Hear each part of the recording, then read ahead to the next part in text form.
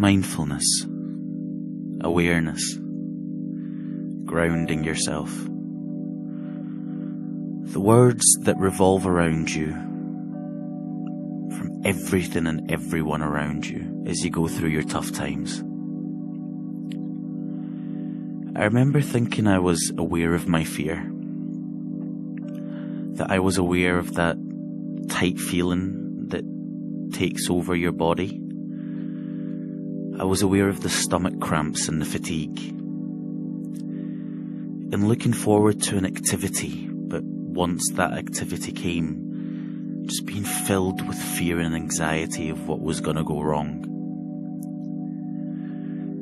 I felt like I could talk to anyone about how I felt, that I could explain the darkness within me so swiftly, so easily, so intently, until I really wanted to. The first time I put a name to my fear, it made me highly uncomfortable. I had always wanted to view myself as the strongest man alive, the most powerful being to be. As a male, that was my stereotyped idealistic personality traits. I was born and raised in a fairly strict and watchful, cultured society, where toughening your son up was always encouraged. Tough love, it was called.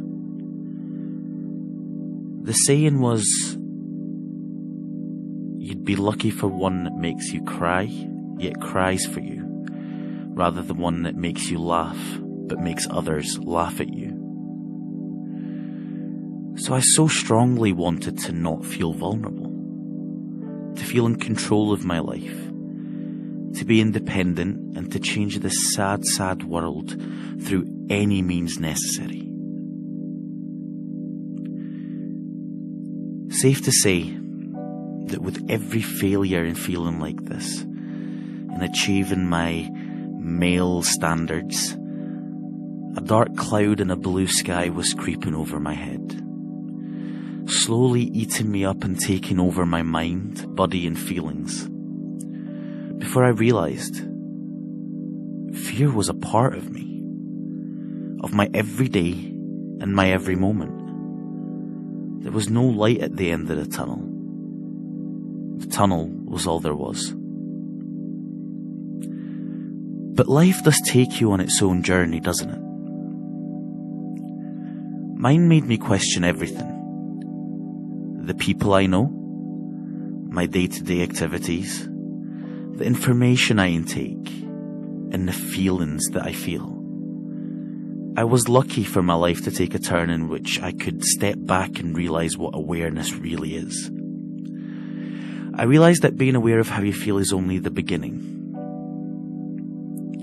That being mindful and aware of your thoughts that cause these feelings is the second step. And that grounding yourself enough to embrace the way you feel, master your mind, and challenge your response is the third and final step in being completely self-aware and centered. Making fear my friend wasn't and isn't easy. I don't like fear. I spent my whole life running away from things I don't like, running away from fear and unknown. I still have to try hard every day, just to chase after myself, just because I want to sit down with my own mind. But only in making fear my friend could I come to understand fear. And through understanding fear, I know I can beat my fear. I ask you to join me and so many others in this journey, to know that you are not alone in your fight, that fear is beatable and it's breakable. Together, maybe the tunnel may have an end after all. Welcome to episode 3 of Mindful Self-Indulgence. So before I go into today's episode, I just kind of want to apologize that this episode is coming out a week later than it should be. it's been a mental week. It's been a mental couple of weeks, to be honest, for me. March is always quite a busy, quite a busy time. I have my birthday, which I celebrated a few days ago on the 28th of March. I celebrate meeting my beautiful fiancée and actually celebrate our engagement around that time. I celebrate my sister's birthday around that time.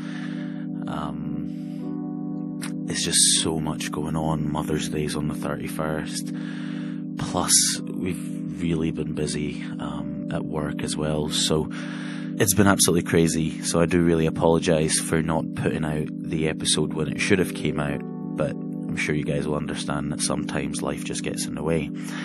And although I didn't do my part, you guys really did. I mean, we've hit 627 plays as I'm looking at the stats right now, as I'm recording this, which is a day before it comes out. And I just, I can't believe it. I'm so thankful and so humbled that people are engaging with the podcast. I've had some really, really nice comments from people. I've been approached from people to write some content and kind of share my ideologies on content that they are writing, and I'll share these with you guys as they come out. I will start posting some links with the tracks that I'm putting out as well. I'm aware that most of my listeners are coming from SoundCloud, but we're getting listeners from iTunes, Acast, Castbox. It's just such a diverse, listening audience. I have listeners, getting listeners from a ridiculous number of countries. Egypt, United Kingdom, Saudi Arabia, United Arab Emirates, Turkey, the States, Qatar, Germany, Algeria. I've got some listeners in New Zealand, Australia, Sweden, Portugal, France, Palestine, Morocco, Oman, Malaysia, and it's amazing that people from all over are kind of uniting to listen to a random person just give an hour about a topic that I think is just interesting for everyone. Psychology is something that can unite us all. Mental health is something that can unite us all in a time where there's so much to separate us. So much is being punted out in the media, in people that we're talking to, just in our culture. Things that we were raised to believe that somehow always manage to separate you in terms of gender, religion, belief, what you wear, what you do in your personal life. And they're given to you in a sense where, here's the differences and here's why it's good to notice these differences. Here's why it's good to keep yourself away from these differences. I mean, this definitely links into our topic today. But before I go into that, again, I just want to thank everyone for listening to the podcast, interacting with the podcast. It would be absolutely amazing if people can start sharing, liking, reviewing the podcast on as many platforms as they can. It does really help out with getting the podcast out there and getting ourselves a bigger sort of audience and a bigger community. That I have a few plans and hopefully how we can all interact, and how I can start maybe looking at some questions. I can start getting topic ideas from our listeners, and I'm hoping to get some guests on the podcast as well. At the moment, I'm looking at speaking to some people who are in the field of psychology and in the field of counselling to discuss the topics that we're discussing over last week, this week, and maybe next week, which is the 7 approaches to psychology, and mainly focusing on the cognition and cognitive approach to psychology. So there's a lot to come. Thank you so much for listening, and I do hope that what's coming is something that you guys can like as much as what has come. Please don't hesitate to give me feedback. Again, please don't hesitate to contact me to tell me that there's something that you've liked, something that you didn't like, or maybe you missed this Again, I am not a psychologist, I'm not a professional, I'm just someone who is just really interested in taking this journey, and I wanted to create a podcast. And for someone like myself, it's a great honour to actually be doing it and to have people listening to it. So let's actually get into today's topic, which is, well, before I get into today's topic, let's look at kind of taking a quick overview as to what we have discussed in the last week, which was leading up to today's episode. We discussed the 7 perspectives of psychology. Now, let's just have a quick little rundown of them again. So, we started off with the psychodynamic perspective, a perspective that was made famous by Freud, which, again, like I mentioned last week, love him or hate him, he really asked a lot of the important questions that led into psychologists thinking about. You can say he's the father of modern psychology. His work was incredibly important, nuts as it is, was incredibly important. And when I say nuts as it is, that was on certain perspectives and certain ways that he viewed his theory. But the man really did look at the way that we think in a different way, especially that before we were looking at these theories, we were looking at more, very behavioral things. We were looking at very sort of binary, our minds as very if and because and ones and zeros. You could very much study it. Well, obviously you can study the mind, but it's very easy to study the way that it thinks or manipulate the way that it's going to think. We're not as easily manipulated.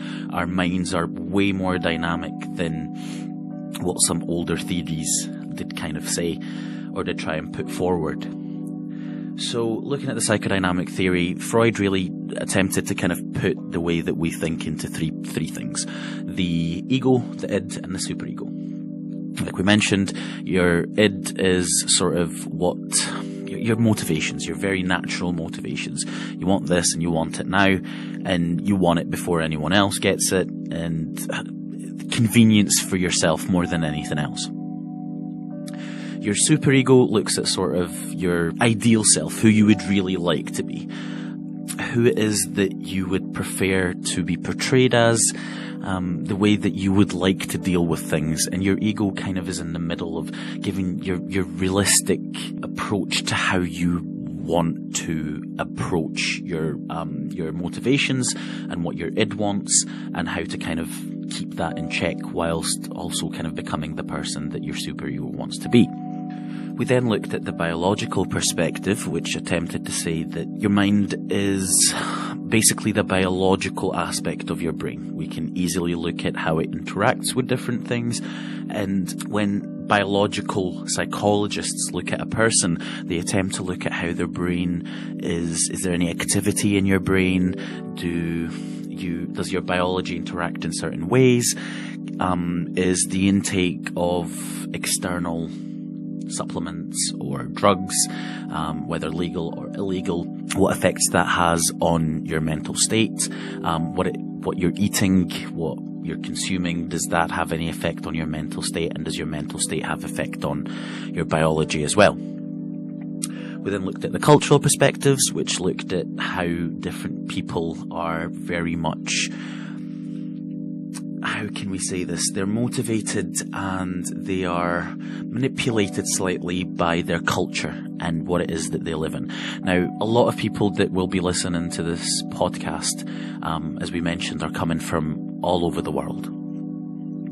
And thus, you can maybe look at yourself, depending on, some people are living in societies and cultures where it's very diverse. Some people are living in societies where they are just living within sort of their same cultures and the same people exactly like them. And there would be differences in their psychology and how they think and how they behave and how they relate to things. Are they more angry? Are they, well, not angry, but prone to anger, prone to passion, prone to creativity, prone to just being a bit more chilled out? A lot of that gets linked to culture, but I think that's because of, or as we mentioned, that's because of what you go through in that culture. It's not that because you're just from there, therefore that part of the world forces you to be this kind of person and think in this certain way. It's just that you go through different life. Your world is much different than someone else who lives in a completely different part of the world. And that is more looking at perspective than anything else. We then looked at the evolutionary perspective. The evolutionary perspective is really just looking at evolving as people and evolving as a society. Things that we used to do years and years and years ago when we were cavemen, things that monkeys do, things that lizards do, things that evolutionists are looking that we came from as a human species. Are there things that we do, our psychology pushes us to do, the way that we behave according to these things? Are they things that they used to do, thus we just do? And there are a lot of things, your fight or flight, we mentioned last episode, when you're looking at something very cute and you just want to squeeze it to death. Obviously you won't do that, but your brain just cannot handle all these emotions all at once, and that is just, it feels that you're in danger. That's completely evolutionary. That's because at one point we didn't live in societies. We were very tribal. Before we were tribal, we were much introverts. We kind of lived, we've been pack animals and sort of lived in tribes for a long time, but even before that, we used to just be cavemen within ourselves, within our families. We didn't interact with each other very much. And thus, the way that modern life is obviously will take a toll on us and our natural way of dealing with things, because we're not made to be dealing with 12-hour working days. We're not made to be dealing with people all the time. We're not made to, customers always right, so you can't actually say anything back. It's not natural, and our psychology is going to be affected by it. We then looked at the humanistic perspective, influenced by people like Carl Rogers and Maslow, when we discussed the hierarchy of needs and the pyramid of needs. Hierarchy of needs. I keep saying hierarchy. God damn, Omar. But yeah, we looked at the different things, or the motivations. We looked at how your motivations at the start are maybe more physiological, and then you go to self kind of actualization and love after you get your safety and your belonging. And Carl Rogers is a psychologist that I'm very fascinated by. I would recommend people to just take a look at the work of Carl Rogers, because I'm a huge believer in energy. I believe that we put energy out, and whether that's positive or negative, we have an effect on the sort of collective emotional being, collective energy that we all put out and live within. If you're a believer of karma's quite a similar thing. I'm a huge believer of karma. I believe in good karma and I believe in bad karma. Although you can always say that you don't get good karma back, but if you really sit and look at it, if you really sit and look at what you put out and what you get back, you'll realize that in certain times when your energy's positive, when you're putting out good energy, you'll feel that the room that you're in changes. People are more prone to it than others, but it definitely does change. You definitely do have an influence on people around you just by your energy. We also looked at the behavioral theory.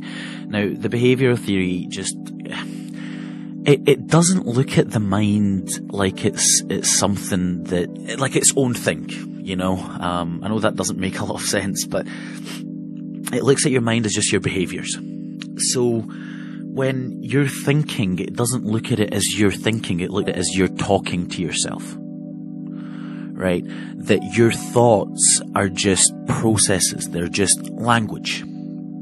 It's not that you're thinking, it's not that that brain has a huge effect on you. It's that you're just having a conversation with it because your behaviors, and it's all about changing different inputs and outputs so that your behaviors are different.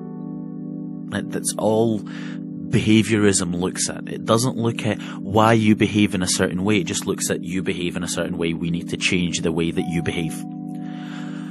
Very linkable if you have a pet, especially a dog, we use behavioral psychology with dogs quite a lot, because you cannot understand what your dog is thinking. So you try and kind of think of it as, okay, I want my dog to have these behaviors and I don't want them to have these other behaviors. So you will reward the good behaviors and you will punish the bad behaviors, or you will ignore the bad behaviors. Many different ways of how we kind of interact with behavioral theories, and whether we kind of look at positive reinforcement or negative reinforcement. So there's people that look at changing your behavior by just punishing you every time you do something bad, and there's others that will look at giving you positive reinforcement, giving you a win. You get a win, you get something. Which, whether that's for financial reasons, whether it's for motivational and sort of mastery and feeling that you're the best and you got something, whatever the reasons are, there's a huge belief from psychologists that positive reinforcements is the best way to go. Whether that's, looking at kind of how you treat your children, how you treat your pets, your dogs, positive reinforcement is always said to be better and have less mental impact than negative reinforcement. But it still looks at it from the sense of behavior. We will change your behavior by showing you there's consequences to your behavior or there's rewards to your behavior. That paved the way for cognitive psychology, which is what we're really looking at, which is today's main topic, cognition and cognitive psychology. And I love this perspective. It is an incredibly interesting perspective because, as fascinating as it is, it can take us into some really, really bad situations. It can put you somewhere you don't want to be. It can put thoughts in your mind that aren't true, that aren't correct, that aren't going to get you anywhere. It can force you to act in ways or kind of approach a problem-solving challenge in a way that isn't the quickest way, isn't the most efficient way, or vice versa. Like I say, it can be fascinating, but it can be very, very dangerous, cognition. Cognition is what we use to make sense of the world. The world it's crazy. There's so much going on. If anyone's watched the movie Limitless, it's a pill that kind of allowed you to access 100% of your brain, and you realize that your subconscious kind of comes up. Your things that you don't know, your selective thinking, your selective sort of memory, you're allowed to access 100% of everything that you intake. Now, cognition allows you to make sense of everything that you intake, put some things in priority and some things in the back burner. It allows you to do so by creating concepts that are kind of taken by perceptions. So concepts are, like, let's say the concept of an animal. You have animal, you have reptile, you have bird, and you're aware of what kind of concepts they are. You know that a lizard or a snake is a reptile, or anything that kind of slithers and doesn't have legs and lays eggs would be a reptile. Same thing, bird would have feathers and a beak and also lays eggs. A mammal doesn't lay eggs. A mammal gives birth. You would always usually think fish or humans when you think mammals. So what is that? That's creating a concept. That's saying, right, here's a group that I have created and I'm trying to put everything within these groups. It makes things much easier for us. It kind of lets us create, again, prototypes, which is actually grouping concepts. So all of these you'd consider a living thing, and you treat living things in a certain way. And then you look at other things and you're like, well, they're not living. And a lot of people would treat plants way different than they would treat animals. Right? You walk past a field and you're like, oh, fuck this flower, because you're angry. You just boot it. Flower's not done anything to you.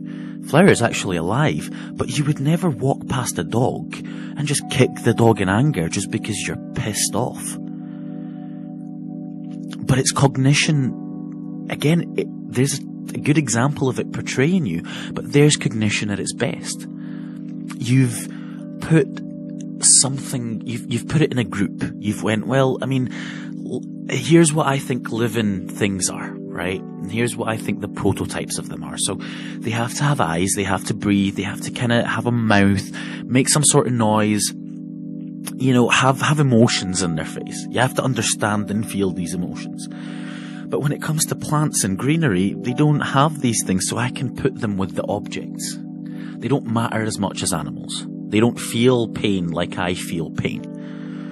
Thus, my cognition is going to put them in a completely different aspect.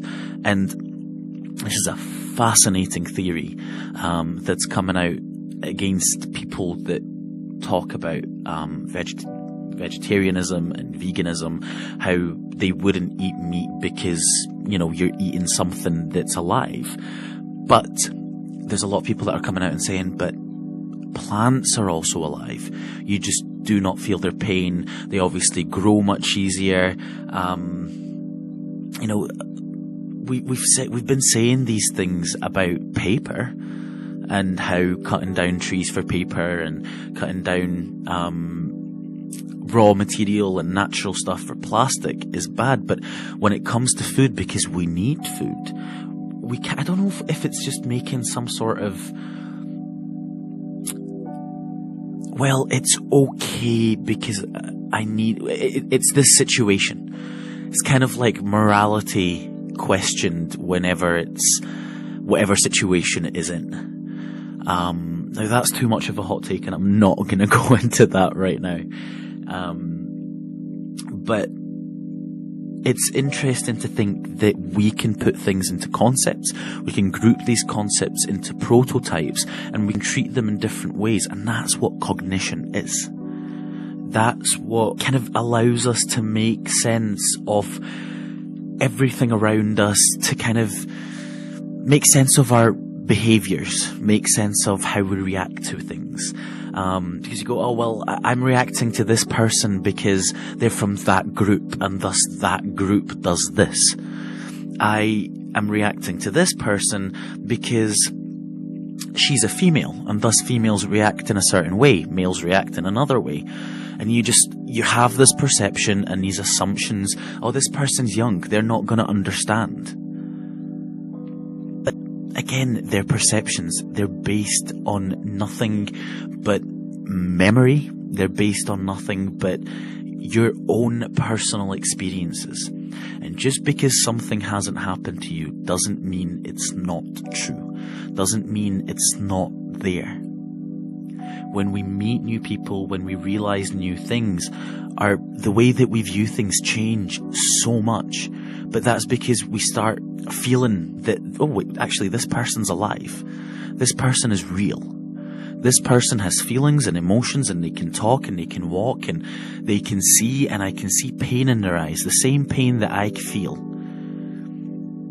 And at that moment, your cognition kind of makes it more relatable. It makes you relate to that person more. That's why we're so much nastier to each other on social media. Oh, we can be dicks to each other. It's horrible when you go on some of the sort of mainstream medias. In the UK here, we have things like Lad Bible and Unilad, and we can be horrible to each other. In the name of whatever it is, comedy or, you know, roasting or fishing for likes or fishing for comments or whatever it is that we call it. But you wouldn't do that in real life. But we've said it's okay to do it in social media because that person's not there. Cognition helps us a lot with problem solving.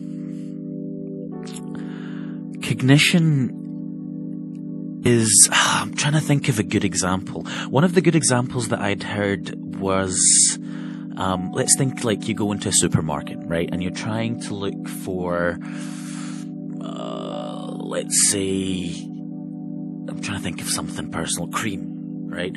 So a lot of the time people will think that cream will be next to the bakery. So there's two ways that you can go about looking for cream. You can go, I am going to use an algorithm.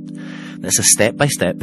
Everything is, you got step 1, You got step 2, you know how you're going to do step 1, you know how you're going to do step 2. It's just a 1 plus 1 equals 2, 2 plus 2 equals 4, input and output. So in the sense of the supermarket, or in the example of the supermarket, what you would do is you would walk about every single aisle, looking at every single shelf at every single item until you find the item that you're looking for. Now, this could take so long. So what we do is we use something called heuristics. Heuristics is basically taking mental shortcuts. Now, you would think, right, okay, so I'm looking for cream. Cream's either going to be in the bakery aisle, or it's going to be in the, next to the milk, next to the dairy, right? So you've taken a shortcut based on what you know, your experiences, and what you have learned. Now, if you go to a different country, that country might not have cream at all. It might sell cream next to the bread. That just be a thing. It might be that people have bread and cream. It's just a cultural thing, right? So at that time, that's a shortcut that might not work for you. And it is based on your own experiences. It comes up quite a lot. Your own experiences, what you've lived through, your own world. Your own world isn't the same as everyone else's own world. You need to be mindful of that. Another way that we use cognition with problem solving is trial and error, right? So, when you're doing a puzzle or something, what you would try and do is that you would try different things according to what you think is going to work best. If that doesn't work, you move on to plan B. You move on to plan C, and you keep trying things, you keep learning from your error, and you make yourself better. So again, that's just based on, you start off with what you know and what you've learned. If we want to put that in the supermarket theory, you'll go, right, okay, so first thing that I'm going to do is I'm going to try the dairy aisle. Dairy aisle doesn't work. Well, I know then that the dairy aisle, the cream isn't in the dairy aisle. We know then that the cream isn't there. So what we'll do next time is we'll go and look for it at the next place. Let's say a puzzle that you're solving, an escape room. You've got different puzzles that you have to solve. How is it that you're going to solve these puzzles? You try the first thing. If that doesn't work, you try the next thing. If that doesn't work, you try the next thing until one of them works, until the lock opens. Insight. Insight is like a flash idea. You know that aha moment that you have. There was a study that was made on the people that were being studied were given different challenges, a lot of them sort of problem solving challenges, and while they were thinking, they could see activity in the front lobe of their brain.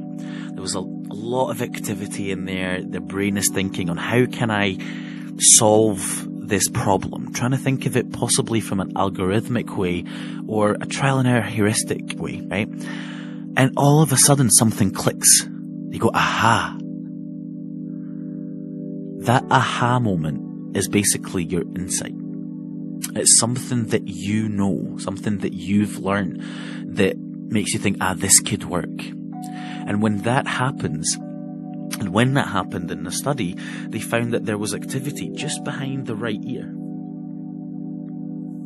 So it's actually two different places of your brain that there was activity found, whether you were thinking of the solution and when the moment that you'd found the solution, the moment that your brain thought, I found it. Whether you have or not, that's a different thing, but that's what cognition is.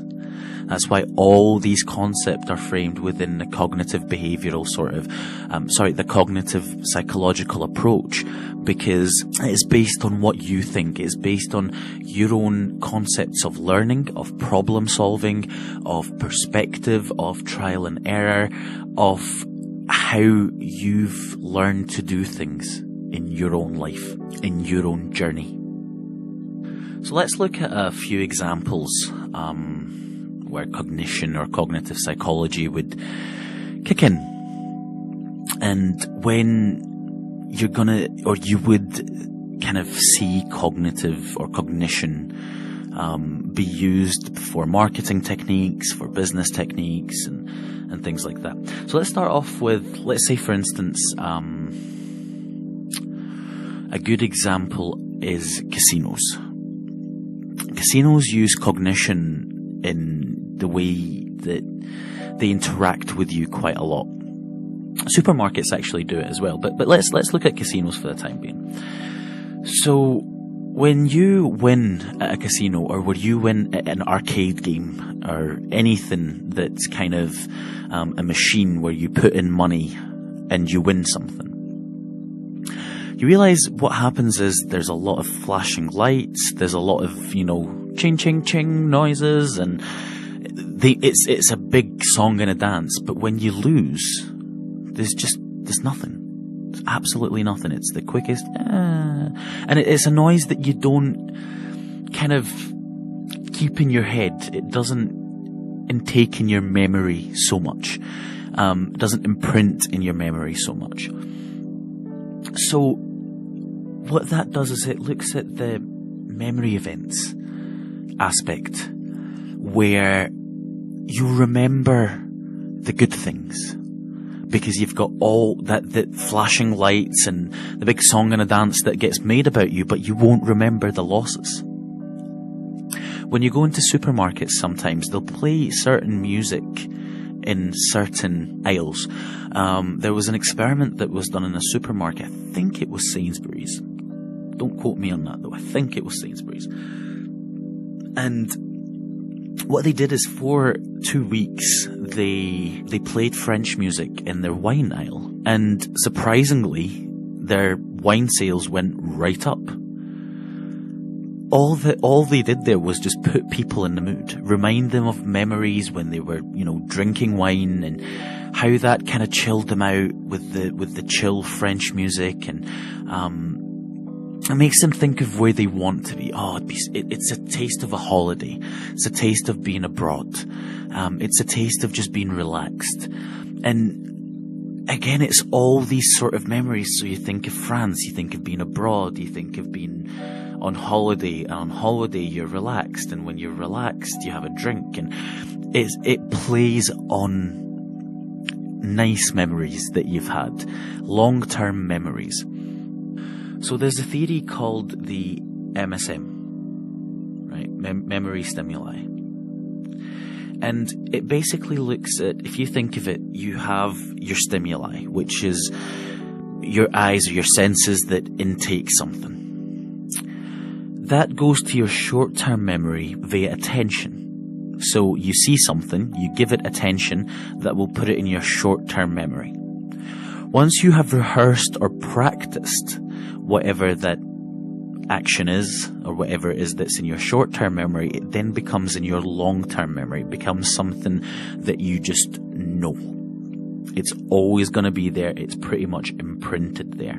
And because the memory's there, we believe that it's just going to happen again. You don't look at rationality. You don't look at facts. You don't look at what's actually in front of you.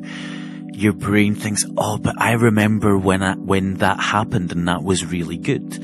I remember the last time I won and that was amazing. I don't remember the losses. I mainly remember the wins. So it's not about the fact that I probably will lose this because there's better people playing, or I don't have the means to actually do well. You just think, well, I've won before, so I'll win again. Usually not very true. But it's how your brain can really betray you. You think that you're aware of exactly what's going on. You think that because this has happened to you before, it will happen again in the same way. And you start rationalizing that. And cognition is so strong. Because for us, we really think that everyone lives the same life that we have lived. They have the same journey that we have lived through. It's so easy to get stuck in that. It's so easy to think that, well, it was easy for me, so it should be easy for you. But when the tables flipped, that's not how we think at all. We like people to be more aware of our circumstances and what we have personally went through and our own personal journeys. We think that life's unfair because that doesn't get taken into account, but we fall into the same trap. It's in our psychology to fall in that same trap. But we can be aware of it and we can be mindful of it. So let's give another example when it comes to sort of like manipulation using cognition. There was a study that was done, and it allowed people to view, sit down and kind of on a screen view 7 different car accidents that all happened in different ways, and then each and every single person was supposed to talk about, or supposed to be given questions about, one of the accidents. And the accidents were actually pretty similar to each other. They were very much at similar speeds. Nearly the same damage happened in all of the car accidents. However, when they did ask the people, the volunteers that were in the study, they asked them the same question, but they changed one word. At what speed did the vehicles hit each other? Now, the word hit was changed with smashed, collided, bumped, and contacted. And they repeated the experiment again and again and again until they achieved a mean, or a median, of sort of speeds that people were giving. And they realized that it wasn't really the speed of what they've seen, or the car accident that they had seen, what vehicles were going. It was mainly the words that really motivated them and what they were saying, or what it is that they thought the speed was. So when you say contacted, you just think, right, okay, can't be that, because I know if I was driving and I only contacted another car, or if I was saying this, I would say I contacted another car, can't have hit him at that much speed. So let's say I'll say about 18 miles per hour. Now, your brain doesn't go through that process in exactly that way. It's very quick. It's very, this, you're aware of this. It's automatic. But when I say smashed, that's a completely different thing. Smashed is very high speeds, the cars are total loss. Different than collided, different than hit. So again, this is where cognition, words were used to manipulate your memory and how you would use these words into manipulating what you think happened somewhere or in a certain scenario when it didn't really happen. There was no differences. I think the difference between contacted and smashed was maybe about 15-20 miles per hour, which would show that's quite a bit of speed. You would notice that. But that didn't really affect the way that they thought. The main thing that affected it was the way that words were phrased, the ways that the question was phrased, because it really manipulated your cognition to remember or to sort of to relate to the scenario. In learning, a lot of the time, many professors and many teachers are starting to use relating to rather than just remembering. Now, I can use your short-term memory to just remember something. Just remember it. I'll just put it in your brain, give it attention, keep saying it over and over and over again. But when it came to long-term memory, that wasn't very efficient. So it became understanding. It became relating to. Relate what you're about to learn to something that you've went through. And I remember a swell teacher that I had, and that was my favourite thing about their way of teaching, is that they always try to relate everything to an example. Something that we have done, or something that I would have personally done, or something that in general the class would have done. And for me, that was such a great way of learning. I'm not saying it is for everyone, but when you relate to something, it seems that understanding it is better than just attempting to remember it. Yep, it'll help with your short-term memory, but when it comes to your long-term memory, results weren't that great when we looked at this. A theory that I personally stumbled on while I was doing my research for this episode was cognitive dissonance, and that's kind of when you have two very opposing thoughts about something. One of the best examples that I saw about explaining that would be smoking or drinking alcohol. Now, smoking cigarettes, for instance, because that's one I think more people on a wider cultural level can relate to. Smoking cigarettes. Now, for instance, I'm a smoker, right? I know that I smoke cigarettes. That's a thought that I have. And I know that cigarettes are unhealthy and that they cause death. So I have two very opposing thoughts, but I have them at the same time. And so cognitive dissonance allows me to kind of, understand that I have these two very opposing thoughts and either try and rationalize them or change one of the thoughts or change one of the behaviors.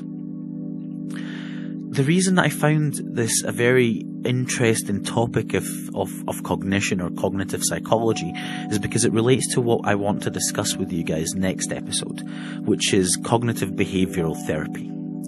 Cognitive behavioral therapy basically looks at you have thoughts in your head that are just automatic, and it relates to anxiety and depression. So let's say, for instance, depressive thoughts or very sad thoughts or very hateful thoughts towards yourself. You know that you're having these thoughts, but you also know that they're not what you want to have. I have to be really careful around my language, and I do apologize if I hurt anyone, or if I do say something that you do not relate to. It would be more my ignorance than anything that can fall on anyone else. But depressive thoughts, when you think of them, they are thoughts that you have, but they're thoughts that you don't want to have. They're thoughts that you want to change. And you're aware that these two very conflicting things are in your head. You know that you're capable. Deep inside you, you know that you're capable. You know that there is nothing wrong with you. You know that it's okay to be sad. But then again, you're having these other conflicting thoughts that are telling you that you're horrible and that you're affecting everyone around you in the worst of ways. These conflicting theories and conflicting thoughts, you can look at changing one or both of them, or you can look at changing behaviors that will affect one or both of them, or more than. It doesn't have to be two sort of theories or ideologies per se. It could be more than that. But cognitive behavioral therapy kind of looks at, you have a thought. There's a stimulation. Something's happened. It's a trigger. That trigger makes you think in a certain way. Now, you know in your head that this isn't true. Very deep down, even if it's not on the surface, you know that it's true in your subconscious, and you want to change that. And CBT, cognitive behavioral therapy, allows you to write down and very much challenge the evil thoughts in your head. Because sometimes cognition or the cognitive approach, when you look at it that way, it shows us that our presumptions and our perspectives of things sometimes aren't true. And all it takes is just to write it down, to look at it again, to be mindful of it. It's not that just because you have a perspective or just because you already have a stereotype about something, that's it. You can never change that. It's not true. Not at all. You can definitely challenge your own thoughts. You can definitely challenge your own mind. And you can reach a better, more fair way of thinking. Now, I'm going to leave you guys here in this episode. It's going to be a bit shorter than maybe the last 2 episodes. But like I say, it's been very busy. I've not actually been able to sit and really structure and plan this episode as I have maybe with the last 2 and hopefully some of the upcoming ones. But I just wanted to kind of continue in the series and get this episode to you guys so that when we discuss CBT, it's something that we can relate to a bit more.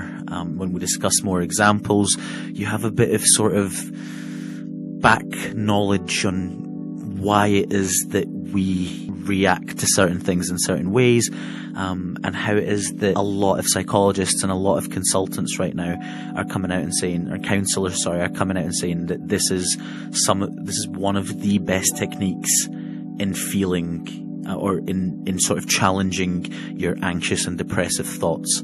I'm not saying it will work for everyone. I'm really not. Same as meditation. And as I've mentioned in the last episode, I want to start doing a bit of guided meditation in the last couple of minutes. And the reason that I do it in the last couple of minutes is that some people will just want to turn off when it comes. And that's fair enough. If it doesn't work for you, it doesn't work for you. But some people have messaged me and said that they like it. And that it's just nice to have that 2-3 minutes just at the end of a podcast that gives you quite a bit of knowledge to just kind of relax and come back to just ground yourself again, just to go back into your own life. So I'm going to leave you guys here, and next week, seeing that we did miss a week, there will be an episode coming out this week, and there'll be an episode coming out next Tuesday as well. So the dates are the 2nd of April and the 9th of April will be the next 2 episodes coming out, and then we'll be bringing out the next one on the 23rd again as usual. Hopefully I'll be bringing out a couple of blog posts as well. So please do visit mindfulselfindulgence.co.uk. Please do go on Acast, iTunes, Castbox, Google Cast, or podcasts for Android, and Spotify, and please like, share, review. It really helps in allowing me to kind of get a better platform for my podcast. And hopefully there is going to be a few surprise things that are coming out that will be on our social media pages, which you'll find at Facebook, Twitter, Instagram at Mindful Self-Indulgence Podcast if you search that. So just before I leave you guys, I'm just going to have our 2 minutes. So if you just close your eyes and again, just check your breathing. Check that your breathing is just there. Be aware of it. You don't need to check anything. You just need to be aware of it. Be aware of if you're breathing from your lungs or from your stomach. Try and move your breath from your chest to your stomach if it is in your chest. Just move it down. Just be aware of it. Be aware of your stomach expanding and contracting. Become aware of your shoulders and if they're tight. Become aware of your physical surroundings. Where it is that you're touching the seat or your feet are touching the ground. If your your elbows are supported. If you're lying down, is your head, the back of your head, got any support? Your toes, how do they feel? How do the fingertips feel?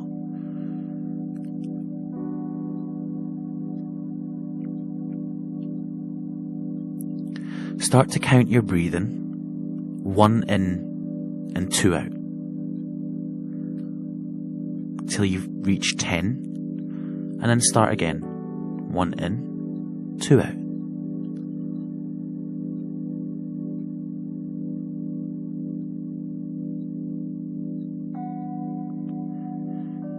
Be aware of your senses. Do you hear anything?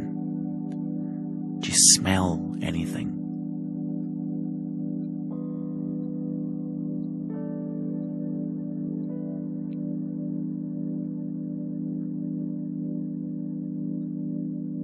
Whilst keeping your breathing, open your eyes very slowly